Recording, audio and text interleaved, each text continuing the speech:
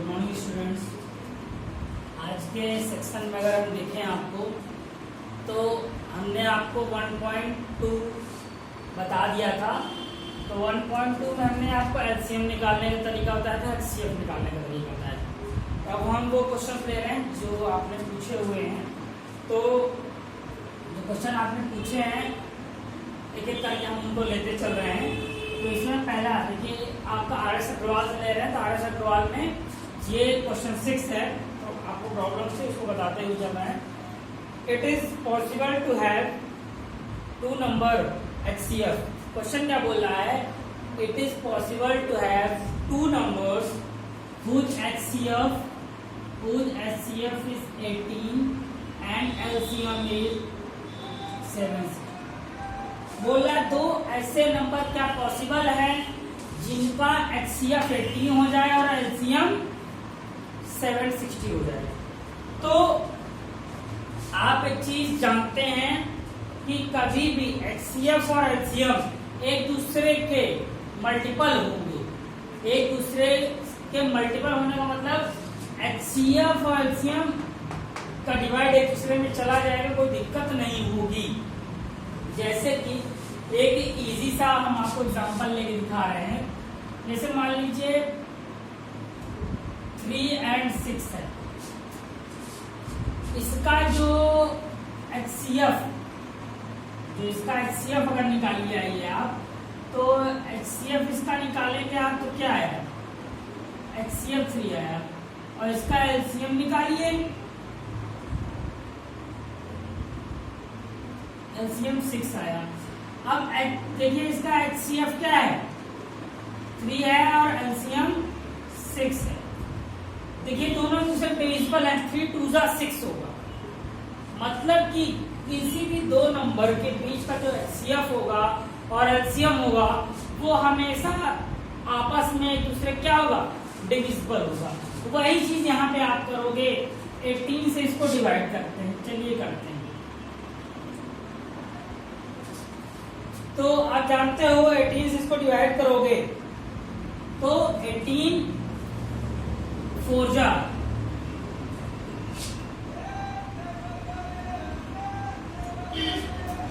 72 होता है। 40 आया। 18 2 जा 36 4 पूरा नहीं जा रहा है, पूरा कंप्लीट डाउन नहीं कटा। इसका मतलब it is not possible to any number HCF and LCM have 18 and 760।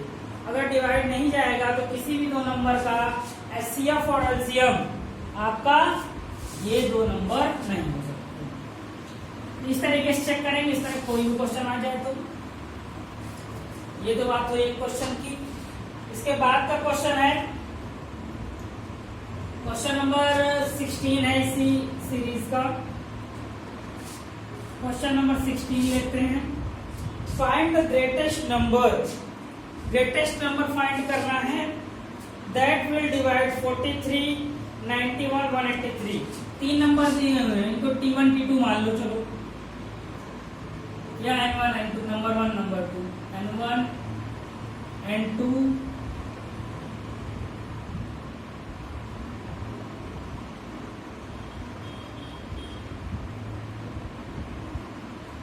हमने आपको जब HCF पढ़ाया था, पहली लेक्चर ली थी HCF की, तो उसमें हमने कहा था कि हमने आपको जो टाइप बताए हैं HCF करने के वो हमेशा बदलेंगे नहीं। जब भी सेम रिमाइंडर आए तो इनका आपस में डिफरेंस निकालिए। N2 माइनस N1 मैंने एक चीज कहा था, कभी भी आपका जो नंबर आएगा वो ऐसा ना कीजिए कि निगेटिव आ जाए। तो N2 हमारा क्या है? 91 माइनस 43। और ये क्या है? 183 माइनस 91। और यहाँ पे 183 माइनस 43 निगेटिव नहीं आना चाहिए, इसीलिए हमने इसको कन्वर्ट किया। नहीं तो देखिए आपस में तीनों को हमने सब्ट्रैक्ट किया है, n2 से n1 को, n3 से n2 को। यहाँ क्या होगा, n1 से n3 को होना था लेकिन नेगेटिव हो जाता है इसलिए। अब इसके तीनों के आप नंबर निकालिए। अगर आप माइनस करो तो यहाँ आएगा 48 आ जाएगा आपका 48 आ जाएगा। ठीक, दूसरे वाले में अगर आप माइनस करोगे 92 आएगा, तीसरे में माइनस करो 140 आएगा। ये तीन नंबर आपको मिल गए, अब क्वेश्चन क्या कह रहा है, find the greatest number that will divides. Greatest number find करना है, तो इन तीनों को आप क्या कर लीजिए, HCF निकाल लीजिए। बस इन तीनों का HCF निकाल लीजिए, आ जाएगा। क्वेश्चन नंबर 17 लेते हैं। Question number 17, the least number which when divides bye 20, 25, 35, 40 तो रिमाइंडर लीव हो रहा है, रिस्पेक्टिवली दिया हुआ है।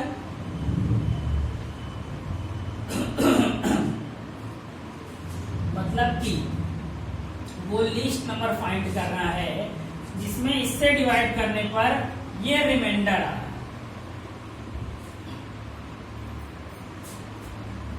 ये क्या आ रहा है, ये हमारा रिमाइंडर आ रहा है। तो ये हमारा जब रिमाइंडर आ रहा है तो इस रिमाइंडर में अगर आप देखो तो हमको सिर्फ इतना करना है कि ऐसे क्वेश्चन जब भी आए, लिस्ट नंबर पूछे और एलसीएम निकालने को कहे, इस तरह क्वेश्चन आपका सेम इसी तरह क्वेश्चन 11 भी है, सेम इस तरह क्वेश्चन 11 भी है।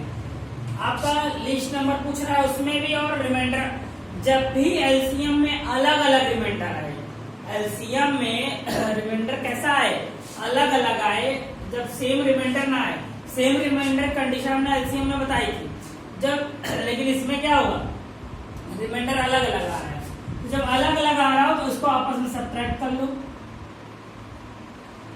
हमेशा एक चीज होगी इस टाइप क्वेश्चन में, जो रिमाइंडर होगा सेम, जो रिमाइंडर होगा सेम होगा, उस रिमाइंडर होगा जो रिमाइंडर होगा सेम होगा, उस रिमाइंडर को आप पहले क्या करो, ऊपर वाले नंबर्स का, ध्यान से सुनिएगा, ऊपर वाले नंबर्स का आप क्या कीजिए, एलसीएम निकालिए, बाद में 6 माइनस। हमने उसमें बताया था कि ऐड करना है ना, लेकिन यहां से देखिएगा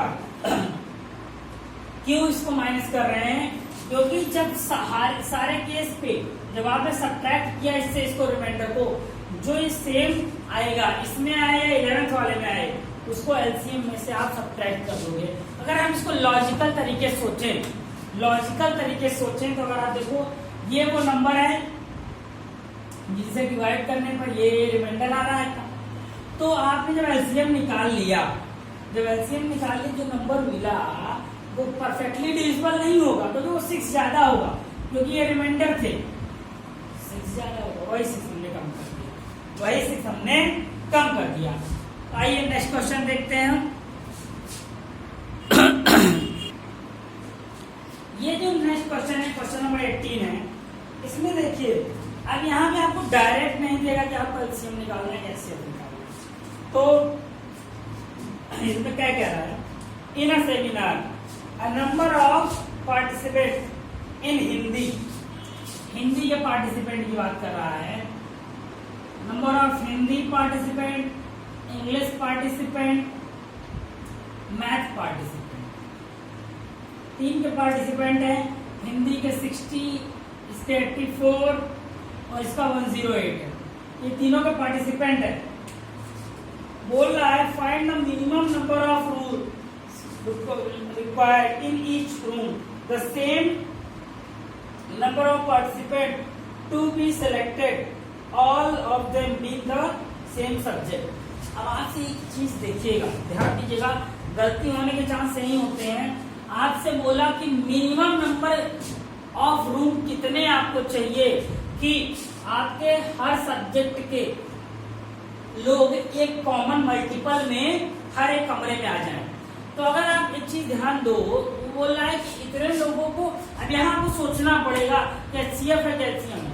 अगर आप सोचो इतने लोगों को अगर आप LCM निकालते हो तो इनका एक कंप्लीट मल्टीपल मिलेगा, कितने लोग हैं, कंप्लीट मल्टीपल मिलेगा। लेकिन हमको चाहिए नहीं, वो क्या कह रहा है, एक रूम में कितने लोगों को बैठा सकते हैं ना, एक रूम में बैठाने की बात कर रहा है। अगर एक रूम में बैठाने की बात कर रहा है तो मैक्सिमम नंबर पूछ रहा है। यहाँ पे वर्डिंग्स में छुपा हुआ है ये शब्द कि आपको मैक्सिमम नंबर निकालना है, मिनिमम शब्द पे ना जाइएगा। इसको अब यहाँ या इसके बाद के क्वेश्चन को आपको थॉट करना पड़ेगा क्या करना है। तो जैसे ये इन सब का अगर HCF निकालिए, जब आप HCF निकालोगे तो HCF आप 12 आएगा, ये सारे नंबर 12 से कट रहे हैं। तो रिक्वायर्ड नंबर ऑफ रूम्स कितना होगा, रिक्वायर्ड नंबर ऑफ रूम्स 12 लोग, देखिए ये है 12 है एक, तो हिंदी वाले कितने रूम में आ जाएंगे, हिंदी वाले 5 रूम्स में, इंग्लिश वाले 7 रूम में, मैथ्स वाले 12 से बस डिवाइड कर रहे हैं, 12 से 12 5 जा, 12 7 जा, ये 12 9 जा। अब सबको ऐड कर लो, सबको ऐड कर लो, 21 रूम आ रहा है, 21 ही आएगा ना, 16 5 21, ठीक। ये तो बात हुई। मतलब मेरे कहने का सीधा सा है कि आपको चीज लॉजिक से देखनी पड़ेगी कि HCF है या LCM, HCF है या LCM। इस तरीके से 2 क्वेश्चन और हैं भी। एक क्वेश्चन है 23, find the least number of square tiles required to the ceiling. Room long दिया है, मतलब कि रूम के लेंथ दिया है 15 मीटर 17 सेंटीमीटर और लेंथ का ब्रेथ दिया है 9 मीटर 2 सेंटीमीटर। अब एक चीज यहाँ पर फिर से वही थॉट करने वाली बात है कि क्या निकालें। आप क्वेश्चन पे जाओगे कि ये मिनिमम बोला है मैक्सिमम बोला है, हम ये कहते हैं क्वेश्चन पे ना जाइए, क्वेश्चन पे क्लियरली बोला ही नहीं है।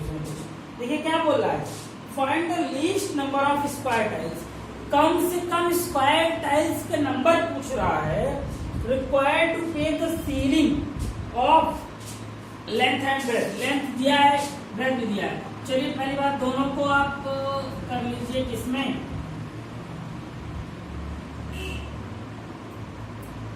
सेंटीमीटर में। तो ये दोनों सेंटीमीटर में आ गए। अब आप सोचिए इसका अगर LCM निकालते हो तो फिर से कॉमन मल्टीपल मिलेगा दोनों का। लेकिन अगर आप इसका HCF निकालते हो तो HCF निकालने से क्या आएगा, HCF निकालने से वो मिनिमम नंबर आएगा जिससे ये दोनों डिवाइड हो जाए, मिनिमम नंबर आएगा जिससे ये दोनों डिवाइड हो जाए। तो हमको मिनिमम चाहिए ना कि जो साइज होगी टाइल्स की वो भैया क्या है, वो मिनिमम मतलब जो हमारा है साइज की, साइज क्या हो, साइज की मैक्सिमम साइज किस हम उसकी ले सकते हैं, मैक्सिमम कितनी बड़ी साइज की हम एक टाइल्स लें कि पूरे कमरे में उसी साइज की टाइल्स लग जाए, मैक्सिमम कितने साइज की टाइल्स लें कि पूरे कमरे में वैसी ही टाइल्स लग जाएं। तो ऐसा नंबर चाहिए जो दोनों का मल्टीपल हो, दोनों क्या हो जाए, वो जो नंबर हो उससे हम इसको और इसको दोनों को डिवाइड करें तो डिवाइड हो जाए। तो वो नंबर निकालना है कि दोनों जिससे डिवाइड हो, और जब भी ऐसा नंबर निकालना हो तो HCF ही करना होता है। तो आइए HCF निकाल लेते हैं। आप HCF इसको करेंगे तो इसको जब पूरा सॉल्व करेंगे, इसको आप सॉल्व कर लीजिएगा, इसको आप सॉल्व कर लीजिए, जो भी HCF आएगा, जो भी HCF आएगा, HCF आएगा वो क्या होगा, जो स्क्वायर टाइल्स है उसकी साइड होगी, स्क्वायर टाइल्स की साइड होगी, जो HCF आएगा वो स्क्वायर टाइल्स की साइड होगी। तो जब स्क्वायर टाइल्स वो साइड वाला जो HCF है अब रिक्वायर्ड टाइल्स निकालोगे, रिक्वायर्ड टाइल्स, तो area of floor of room, जो फ्लोर होगा उसका एरिया और एरिया ऑफ स्क्वायर टाइल्स। अब एरिया ऑफ जो फ्लोर होगा, फ्लोर का एरिया तो इससे आ जाएगा, और स्क्वायर टाइल जो भी निकालोगे HCF इंटू HCF, जो भी निकालोगे आप HCF इंटू HCF, इन दोनों का आप HCF HCF में रख दोगे, वहां से आपको रिक्वायर्ड नंबर ऑफ टाइल्स आ जाएगा। क्योंकि हमने एक ऐसा साइड निकाली थी, हमने यहाँ एक साइड निकाली थी, और उसको मल्टीप्लाई करोगे तो एरिया आएगा। एरिया के ही अकॉर्डिंग आपको पता चल पाएगा कि कितनी साइज की टाइल्स लग सकती है। इसके बाद हम आते हैं क्वेश्चन पे, question number 27। six bells commence tolling together and tolls at the interval of 2, 4, 6, 8, 10, 12 minutes respectively in 30 hours. How many times do they toll together? मतलब कोई बेल है, वो क्वेश्चन नंबर 27, वो ऐसे अलग अलग करके, मतलब 2 मिनट पे, 4 मिनट, 6 मिनट, 8 मिनट पे, कोई 10 मिनट्स पे, ये 6 बेल्स हैं। ये 6 बेल हैं, ये अलग अलग टाइम पे क्या होती हैं, बज रही। तो बोल रहा है इन 30 आवर्स,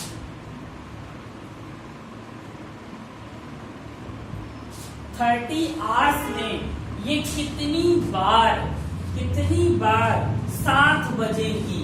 क्योंकि अगर आप देखो यार, क्वेश्चन कहने का मतलब ये है कि अगर कोई बेल देखो, जैसे अगर सिर्फ हम इसको छुपा दें, इतना ना रहे, सिर्फ आपको 2 बेल दिया होता, सिर्फ आपको 2 बेल दिया होता, तो देखो अगर स्टार्ट होता तो हर 2 मिनट में बज रही थी, 4 मिनट बज रही थी, तो देखो एक बार ये 2 मिनट बजती, उस समय ये ना बजती, लेकिन जब ये अगली बार 2 मिनट बजती तो उस समय ये भी बजती, क्योंकि ये 4 मिनट बज रही, 4 मिनट बज रही। जैसे कि एग्जांपल ले लें हम, देखो 1 मिनट, 2 मिनट, 3 मिनट, 4 मिनट, तो एक बेल है यहाँ, जैसे ऊपर वाली है वो 2 पे ही बज रही है, और नीचे वाली ये वाली 4 पे बज रही है, तो ये एक बार देखो 2 पे बजेगी, 4 पे बजेगी, और ये कब बजेगी, 4 पे बजेगी।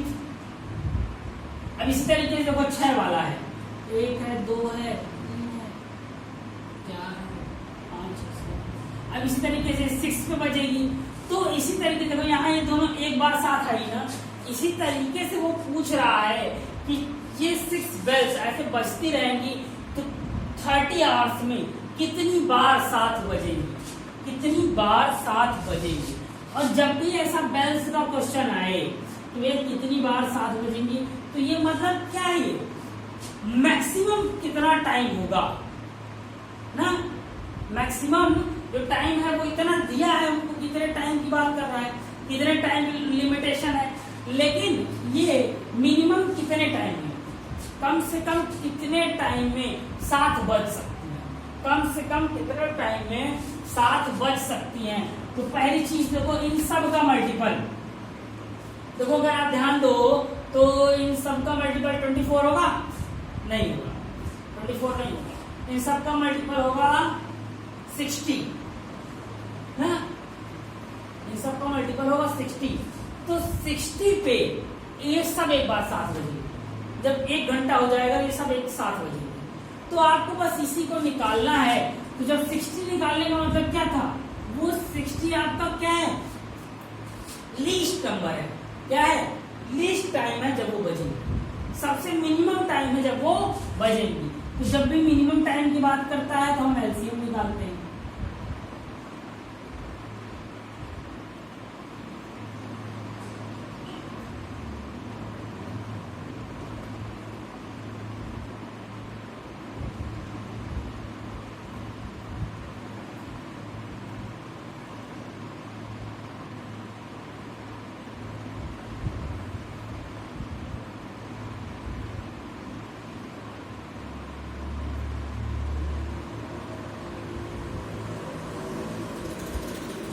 कितना आया 5 3 जा 15, 15 2 जा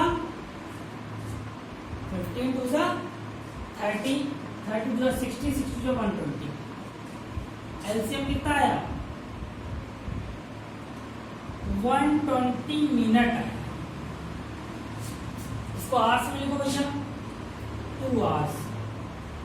ये मतलब क्या है, ये 2 आवर्स पे 2 घंटे में ये सारी एक बार बज रही एक साथ। तो 2 आवर्स में ये एक बार पूरी एक साथ बज रही है। हमने क्या बोला था, मिनिमम को कौन सा टाइम होगा जब एक साथ बजेंगी, तो हमने निकाल लिया। अब इससे इसको अगर हम डिवाइड कर दें तो कितने टाइम्स बजेंगी, 2 आवर्स में एक बार, तो 30 आवर में 15 टाइम्स, 30 आवर में 15 टाइम्स। लेकिन क्वेश्चन में बोला था जब स्टार्ट हुआ था एक बार ये पहले बज चुकी थी, एक बार पहले बज चुकी थी, तो 16 टाइम्स हो जाएगा। तो इस तरीके से ये HCF LCM का हुआ, ये हमारा लॉजिक HCF और LCM का हुआ। नेक्स्ट लेक्चर में बहुत इंपॉर्टेंट टॉपिक लेके आएंगे हम, रेशनल नंबर, इरेशनल नंबर, और how to proof it is a rational और irrational. So guys, thank you for today.